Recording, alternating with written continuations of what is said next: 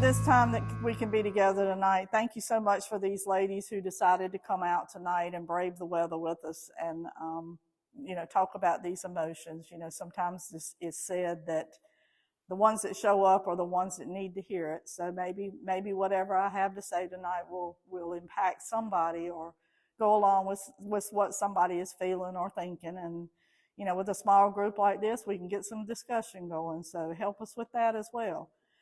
Be with me as I go through this lesson tonight as we talk about our emotions and things that we deal with on a daily basis. I ask all this in your gracious name. Amen.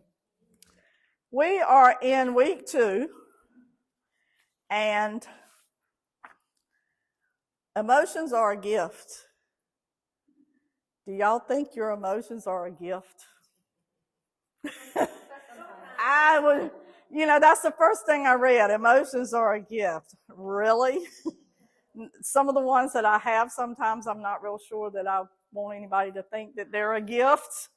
But I want you to think about something. A lot of us have spent a lot of our childhoods, and we've heard a lot of different things that we listened to and that we found out later they really weren't true. So I want to see if you've heard of any of these things.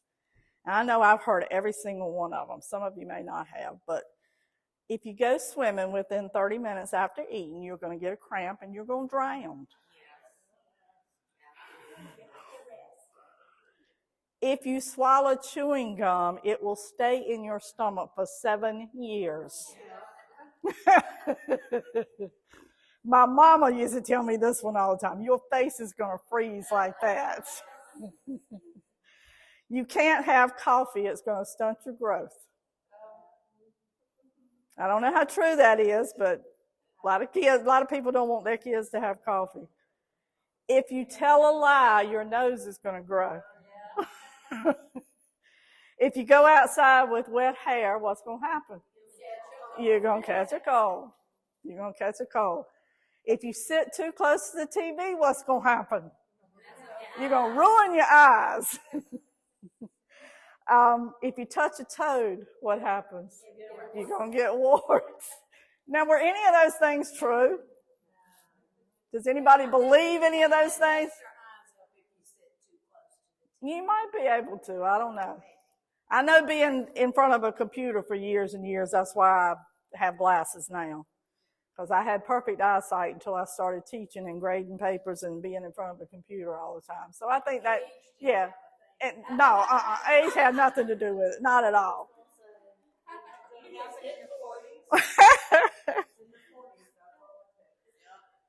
But it turns out that there are also some popular myths that have been told to us about our emotions as well. Some people will try to tell you that there is one right way to feel in every situation. And that is so wrong because emotions vary from person to person. What tears you out of the frame might not bother me a bit. It's from person to person, and we have to acknowledge our own emotions. We can't, ours can't be like everybody else's. They're not going to be like everybody else's. You probably have said this before. I sometimes get emotional for no reason whatsoever. How many times have you said that?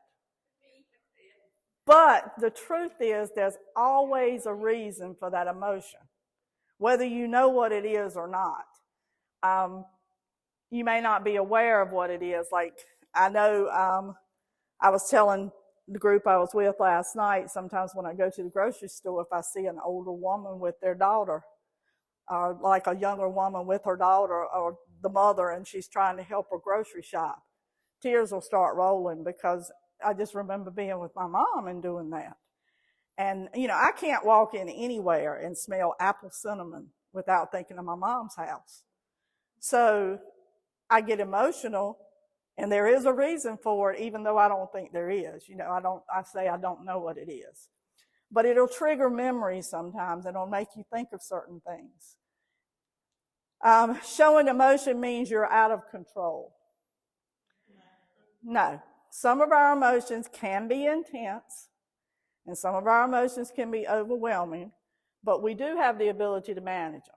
That's what we have to learn to do, is to be able to manage them. But also, on the other hand, by holding in our emotions, like I sometimes have tended to do, and I'm trying to get better about that, makes problems worse than they were to begin with. I have a tendency to hold in my emotions until I explode, and then that just causes more problems. So, you know, we have to find a way to manage them. Negative feelings are bad or destructive. Yeah. Every emotion that we have serves a purpose. Every emotion that we go through serves a purpose. It provides information about our needs. It provides information about what our boundaries are with people. It's not the emotions themselves that are destructive. It's how we display those emotions and how we go about handling those emotions. And remember, we talked about when Lynn did her session, how we react to our emotions. Do they glorify me or do they glorify God? You know, am I making myself feel better, or am I, the way I'm handling it, glorifying Him? This one I've heard many times before. Showing emotion is a sign of weakness. Ladies, let me tell y'all something. It is the exact opposite. For you to bear your emotions in front of people is one of the strongest things you can do. That shows strength. It takes a lot of strength to share with people and to share your emotions with people. And, you know, there's...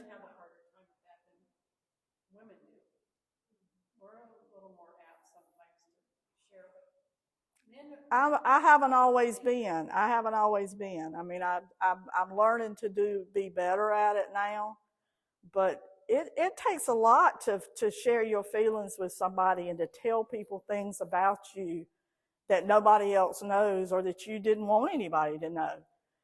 But what I've found is that it helps you to gain support from people around you.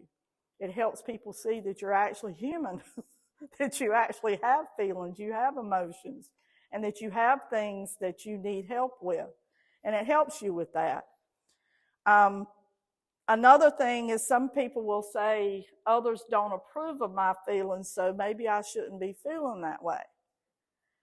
I have never in my life figured out how somebody can tell you how long you're supposed to grieve over something.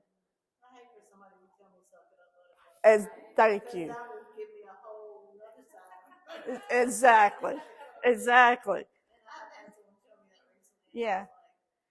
I mean, people have it in their minds that after a certain amount of time, let's say you've lost a loved one, after a certain amount of time, you're supposed to be moving on and you're not supposed to be thinking about that anymore. It's my emotions. Yeah, that's my emotions.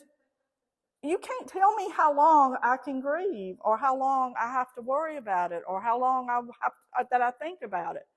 And, you know, we have the right to feel whatever we need to feel.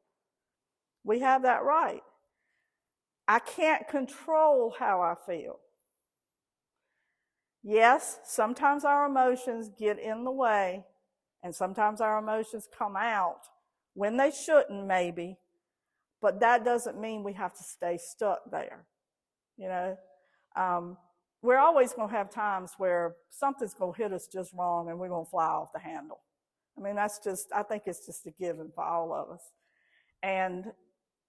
But I can try to change things so that I don't dwell on it, you know, that I don't stay with it. I've heard people say, my emotions are who I am. It's just who I am. Our emotions do not define who we are. Who defines who we are? God defines who we are.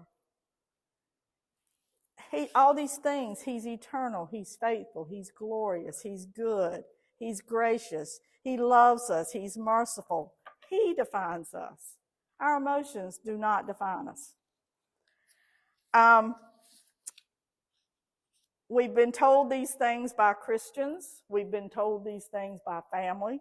We've probably been told these things by friends or so-called friends. And we probably tell ourselves these things sometimes because, I'm my own worst enemy. I think each of us can say that at some times we're our own worst enemy. But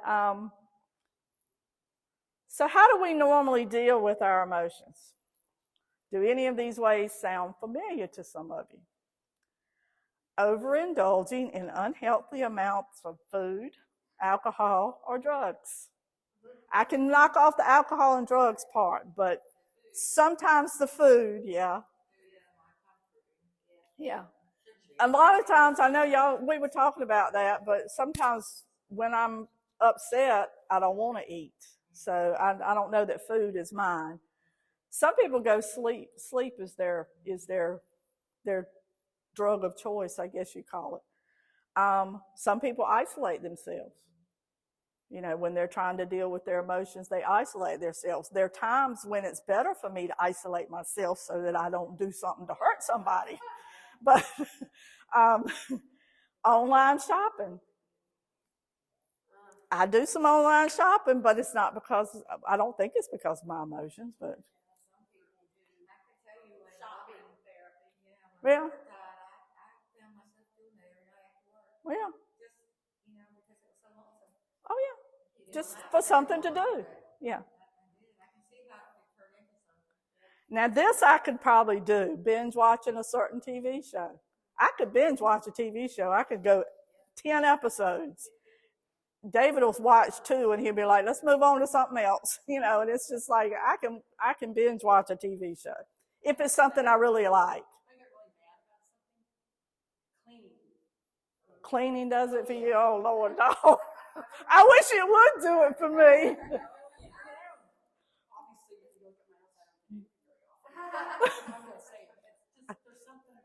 I've heard people say that, but cleaning never got, it just never got in me. That was just not what I wanted to do when I was mad. Scrolling on social media, staying on social media for hours on end, just, sometimes you just don't want to talk to anybody, don't want to have anything to do with anybody, and you just scroll. Phoning a friend, but spending your time gossiping rather than talking about anything important.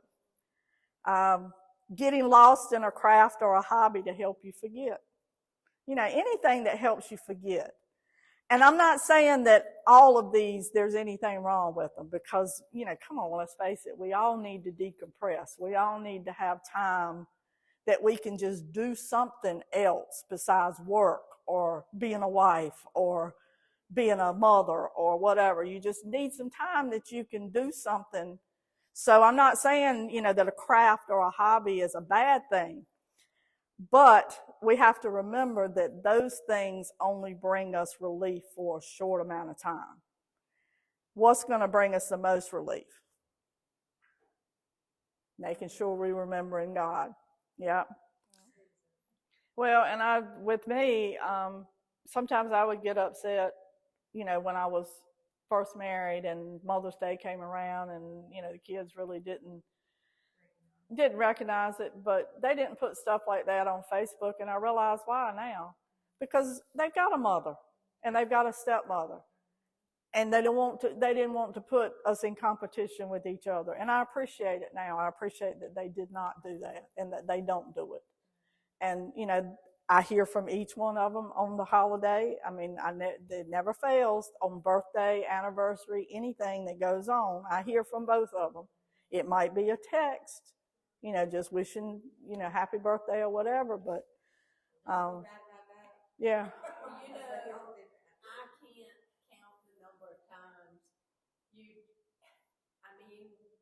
I've read things and I'm like, why does people have to put everything on Facebook? And couples, husband or wife, mostly wives. Oh, my husband, blah, blah, blah.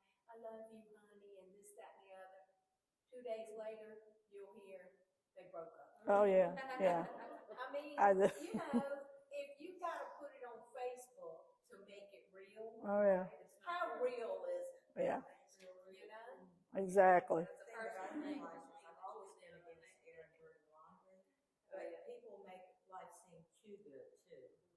Yeah. Oh yeah. Oh yeah. Yeah.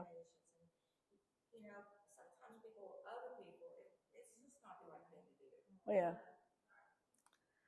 But anyway, those, the things that we do to try to deal with our emotions sometimes, like I said, they're not all bad, but, we have to remember that it might keep us from missing gifts from God. It may keep us from missing some things that are meant to keep us in a relationship with Him.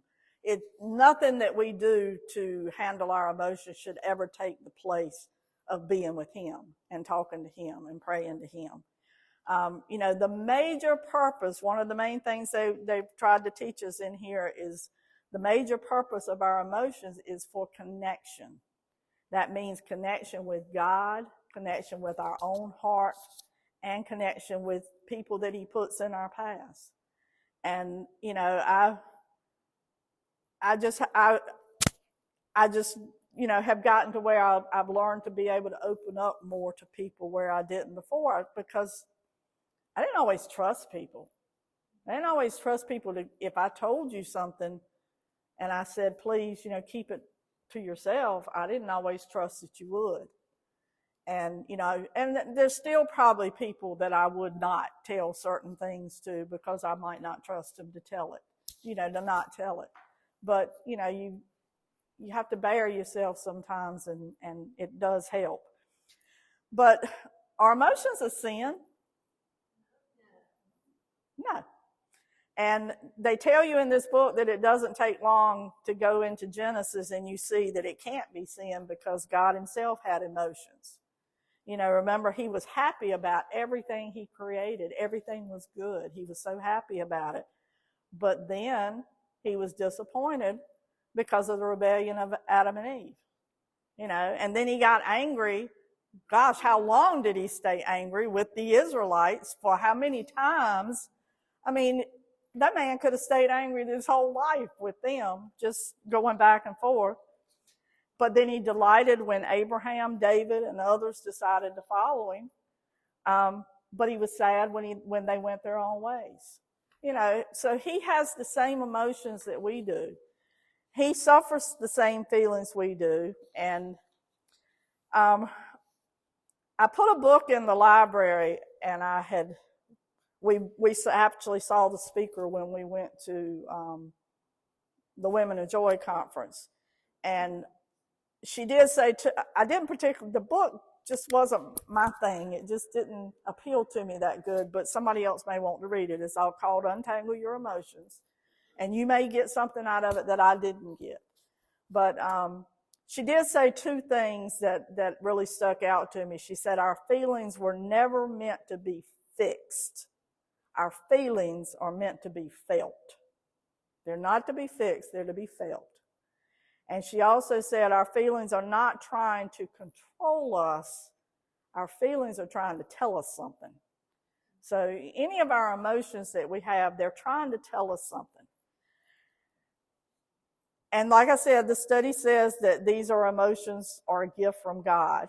And sometimes it's hard for me when I have those ugly emotions and I blow up and I say ugly things to my husband that I have no business saying, and I hurt his feelings. I find it hard to say that emotion is a gift. But He created us to be feeling creatures. Every emotion is a good and gracious gift to every man and woman, that was created in the image of God. I want you to think about this. Just imagine. Imagine hanging out with friends and family, but you don't feel a bit of pleasure from it. What about saying yes to that man, that sweet man that's down on his bended knee, asking you to marry him, and you don't feel a thing? I mean, those emotions are wonderful. Listening and watching those children singing Sunday morning brought me absolutely to tears.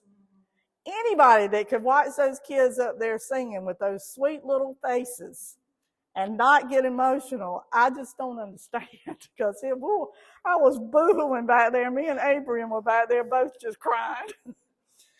Holding a newborn baby. Who can hold a newborn baby and not just feel just excitement or joy, even if it's not yours? Or just even, yeah. Or just looking at a newborn baby, just seeing a sweet little newborn baby. I mean, for some of us, hearing the diagnosis all clear. How can you not hear? When I went to the cancer doctor for the last time and he said, I'm through with you, we won't see you again. Oh my gosh, the emotion. How can you not hear that and there not be relief? Listen to hymns or listen to worship music, but having no emotion. Finding no comfort in sitting down with a good book. Or a quiet afternoon on my porch. For me to go sit down on my back porch and just listen and watch. I mean, there's no emotion like it. It just, it's so soothing to me. A bubble bath, for those of you that like baths, or a hot shower. I mean, nothing's better to me in the morning than a hot shower now. Yeah, 1,000-piece puzzle. Or just driving around in the country somewhere. I mean, there's been times when David and I have just taken off and driven around, just looking at stuff. Just no agenda, whatever. I mean, how can you not feel good emotions with that? I mean, those are some good ones. But even our hard emotions are a gift. Think about this. Imagine losing a friend or a family member and feeling no grief whatsoever. I mean, I don't even see how that's possible, but And sometimes I think about when you see these people on TV and in the courtrooms and stuff, and they're sitting there and they've done this horrible crime to somebody and they have no emotion whatsoever. No remorse, no emotion. How? I don't understand. For those of us that have pets, losing a pet but not being sad about it. Man, I cried like a baby when our little puppy died. I mean, it was like losing one of our children. Hurting someone you love but not feeling any remorse or shame about it. I mean, how can you hurt somebody and not feel anything? Getting fired or failing a test or not doing good at something you tried to do and not feeling disappointed. I mean, these are all emotions. Having a marriage that's in trouble or it's dissolving and having no sadness about it, not being the least bit concerned about it. Even in the worst marriages in the world, there's got to be a little bit of sadness when something like that happens. And these are all emotions that we have. And we don't like these hard emotions. But the emotions that we wish we could avoid the most are the ones that will sometimes send us in a new and better direction. And that is to worship God. They may cause us to call on Him like we never have before. I mean, how many of y'all can say that you have not had a time in your life where you called on Him like you had never called on Him before in your life? That hard emotion that you were going through at that time, or that thing that you were going through, you called on Him because you knew that He would be the one that would give you the strength. And the truth is that our God loves us so much that He will take advantage of any opportunity to bring us to trust Him more, whether it's a good emotion or a bad emotion. Whatever He has to do to make us trust Him more, that's what He's going to do. And that's hard for me to think about sometimes because, you don't want to go through the hard things. But those hard things are how you get closer to Him. And that's what He wants. Our emotions are a gift. Shouldn't we embrace those emotions? Sometimes we don't know how to handle them. We don't know how to express them. We might shove them out, but allowing our emotions to control us is not godly, and neither is denying our emotions godly. So I've got to learn to quit denying some of my emotions that I need to let out.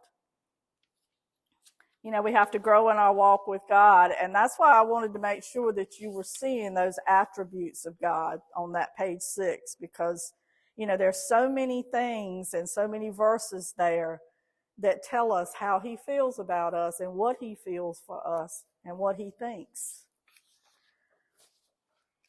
Anybody want to share where you've seen emotions in your life as a gift? Where sometimes something happened that you just see it now that you didn't like it at the time, but now it's a gift. I remember when my mom was diagnosed with ovarian cancer, and the doctor in Chapel Hill told her she had 3 to 5 years would be all she would be with us. And I was so mad. I'm just so mad. I was mad at God. Why could you let this happen to this sweet woman? Because this woman was a saint as far as I'm concerned. But, how could you let this happen? But as I went down the road, what she went through and how I saw her handle her fate and her situation prepared me that when my time came that I was diagnosed, I had it knocked. I had watched her, and I knew all those strong emotions, all those bad emotions that I had about why you let this happen. But there was a reason for it, because he knew my time was coming. And when my time came, I was ready to handle it. I was like, David said, well, what are you going to do if she tells you it's cancer? I said, I know exactly what I'm going to do. I had no questions. And when we got in the car after, he said, are you okay? I said, I'm fine. I'm going to cry a little bit. Yeah, because, nobody wants to hear that word. But I'm going to be okay. I'm going to be fine. We're going to do what we got to do, and I'm going to be all right. And I just never questioned him again. I questioned for her, but I did not question for myself. But that helped me to be able to do that. And so I know that that's what he was preparing me for. And then Jeffrey and I walked every day together. It prepared me, because about a year later was when she was diagnosed, and I could help her through what she was going through. I could help her handle what she was dealing with, because he had prepared me through my mom. Sometimes your emotions, you don't even realize it, that they do that for you. I think it's such a blessing that you can see the good and those horrible things that happen to you. But I do think that sometimes, even though we have a deep faith that everything does work together for our good if we will call and love God, we all know that scripture. But I do think that there are some things that we won't know the answer to. Right. Right. So, I don't want anybody to feel bad because they still don't. Oh, yeah. Oh, no. Because it's when you do understand. But, yeah. And sometimes you don't. You don't understand. I still can't understand why my daughter got hurt the way she got. Right, yeah. And I know I should be grateful that she's alive, but I don't have the same daughter I had before. Right. Yeah.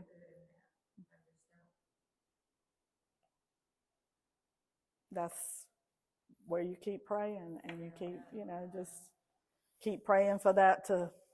But, I think about, even though all they went through, I think about how many lives those two people touched during that time, during what they went through.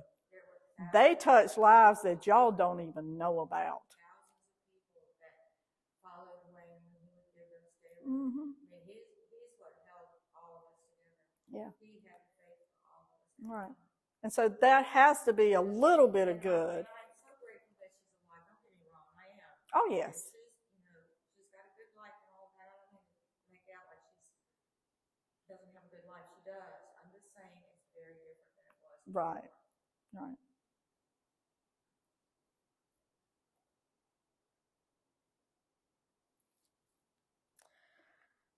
All right. So they go on in this section to tell us about our minds and our bodies work in relations to each other. You know, for example, even though I've taught for, many years, taught school, et cetera, my heart still races when I have to get up here and do this, or when I have to teach a Sunday school class, there's still things that still, you just don't get past. But, our emotions can affect our emotional health, but our physical health as well. And I really didn't know how much until when my mom started going through dementia, and I had to make the decision to put her in a nursing home, which was probably one of the hardest things I've ever had to do. But I went to my family doctor one day, and he walked in and he said, "How you doing, Ms. Lynch?" And I went, and I just lost it.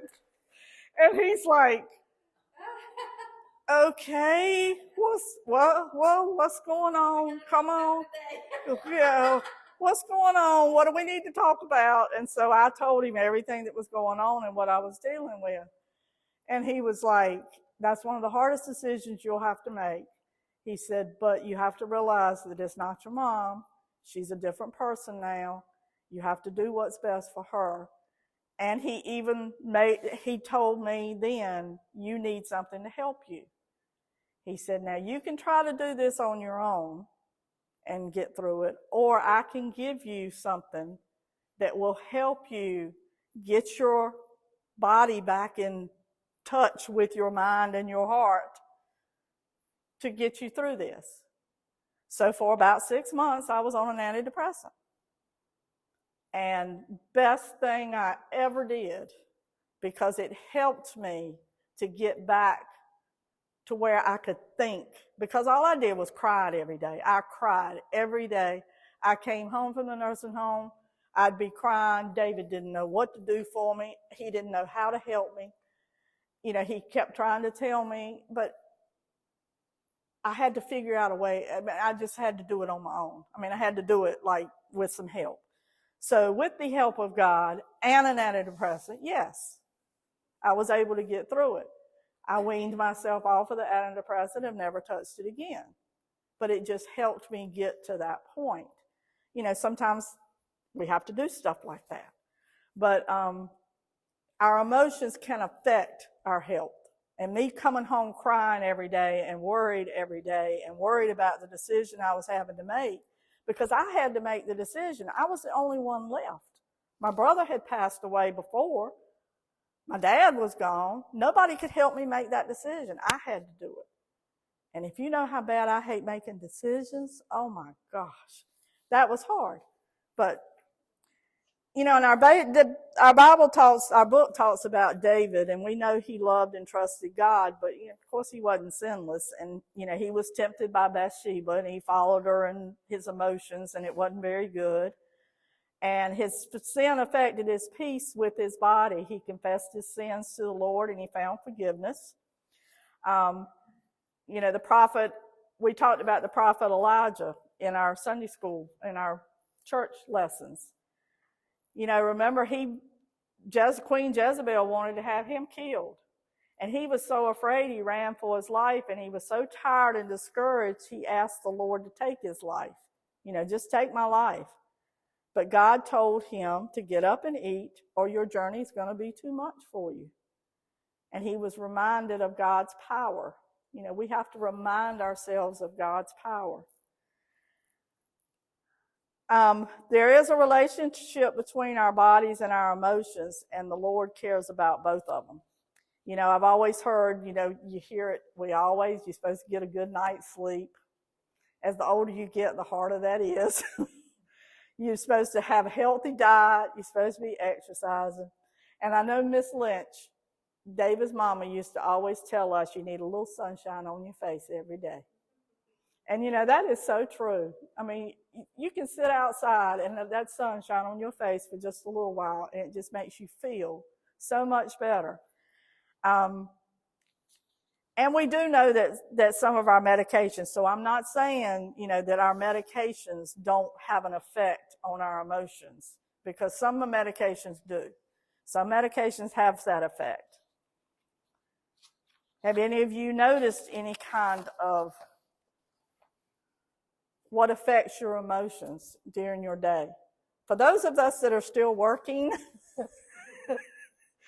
Karen, you can relate to this because it hasn't been that long since you retired. But I know your emotions. That, you end up in the bathroom. Exactly. Exactly. And, your stomach just, you know the stress is affecting. It's what's causing it. Yeah. Oh, yeah. And it happens to all of us. Even though I love the job that I'm at, there's times when it still gets to me sometimes, certain things that happen. But, our emotions have an effect on our body. Do our emotions have an effect on our relationships? The two biggest commandments that we have are what? And love others. But sometimes it's hard. You think about, you had a hard day at work or at school. You've been treated unfairly. You got a lot of work on top of you. You come home. You're being pulled in every direction. I can remember walking through the back door, and the first thing my kid says, "What's for supper?" You're kidding. I just walked in the door. What's for supper? Husband wants this. Dishes need to be done. Laundry's got to be done. Hadn't we all just cried, just leave me alone? Just leave me alone. I remember some of y'all are too young to remember, probably. Calgon, Take Me Away. Yeah. The old bubble bath commercial, Calgon, Take Me Away, and the lady would get in the tub with the bubbles up to her neck and just like, don't come in here, just leave me alone. I mean, there were times I couldn't even go to the bathroom without somebody coming to the bathroom door to ask me something. And yeah. Yeah, I have a cat and a puppy now that stay with me in the bathroom. Yeah. But our emotions can have an effect on our relationships too. Our emotions, the way we act and the way that we handle those emotions can have effect on the other people that are living in your house with you, unfortunately. But anyway, we're going to look at some strong emotions from the Bible. And you don't have to look real far to see some of the women. And basically I'm talking about women, but there were a lot of men too. But, Genesis 3, Eve's desire, her emotion and desire to be like God led her to commit the ultimate sin. I mean, the one that we're still paying for, the one that we're still going to be paying for a long time.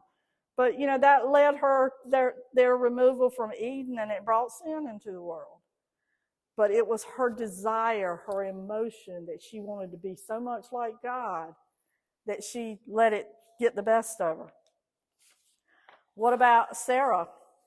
She was so insecure about her ability to have a child, she encouraged her husband to go sleep with somebody else.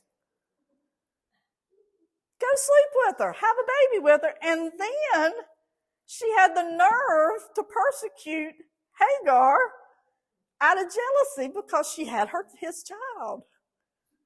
Now, how do you go ask your husband to do this and then you're going to be mad at the woman? Potiphar.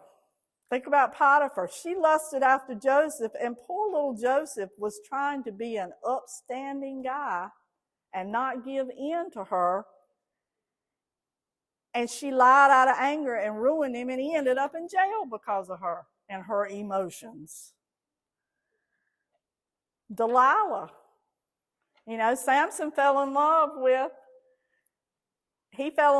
her, but she was so overcome by greed and was so deceitful that she finally got him to tell her that his hair was the source of his strength. Greed. Jezebel, she was a Baal worshiper. She was morally corrupt. And you may have even heard somebody called a Jezebel. That's where that term came from. People have been referred to that because they were shameless, immoral. They were unrestrained women. They couldn't control their emotions. But then we have some strong women. Esther. Esther had the courage. She had the strong emotion of passion and a little bit of anger mixed in there too. But she wanted to do goodwill for others, and she saved her people by having that strong emotion. Now, one of my favorites, and it's always going to be one of my favorites, is the bleeding woman. 12 years of her life, she was unclean. Nobody wanted to have anything to do with her. She'd done everything she could possibly do. But this woman, her emotion and faith, she knew if she could just touch his robe, she would be healed. If she could just touch it. She had that strong emotion. I know if I can just touch it. Hannah. Hannah was childless, and she waited for the Lord to help her, and he heard her cry. She was faithful, and she prayed. She got pregnant with Samuel, who became a prophet of God, and what did she do with him? She gave him back to God. She promised that if she had a child, she would give him back to God, and she did. But she had that emotion and that prayer, and she just prayed and prayed and prayed for it. And what woman in the whole Bible was any stronger than Mary, the mother of Jesus?